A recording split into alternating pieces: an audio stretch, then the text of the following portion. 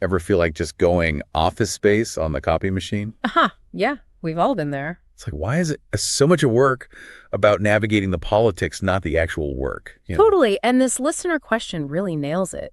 It's about whether AI, all this data we're swimming in, could actually change that game. Right.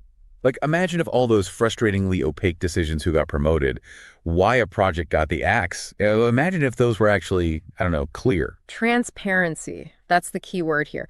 The articles you sent me this week, they all kind of circle back to this idea that a lot of office politics stem from a lack of good information. Which creates this, like, breeding ground for gossip and speculation. Exactly.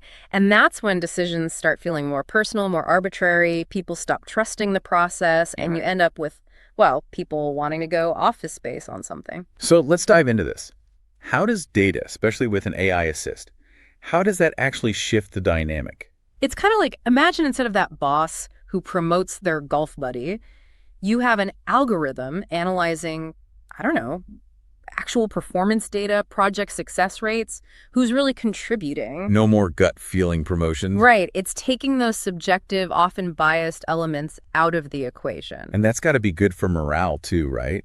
Like if you know decisions are based on, I don't know, some kind of logic, even if you don't like the outcome, at least it feels fairer. Absolutely. And one article even argued it can boost innovation. If you're not constantly worried about office politics, you're more likely to, take risks, pitch those out there ideas. Because it won't just live or die on who happens to be in the room when you say it. Exactly. It's about judging the idea on its merit, not the person pitching it. Okay, but let's get real for a sec. Yeah.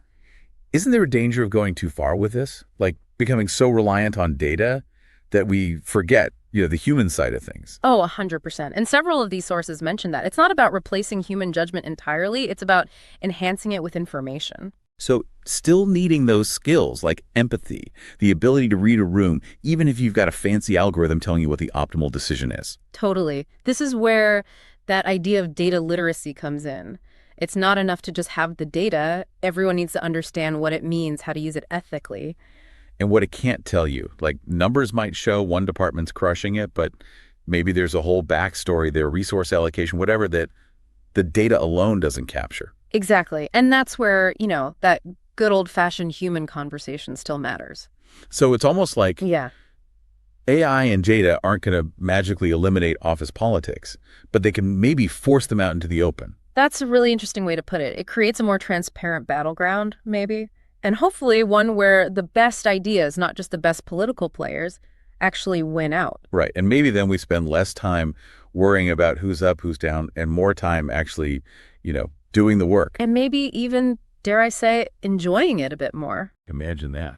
All right, folks, something to ponder as we all navigate these increasingly data-driven workplaces.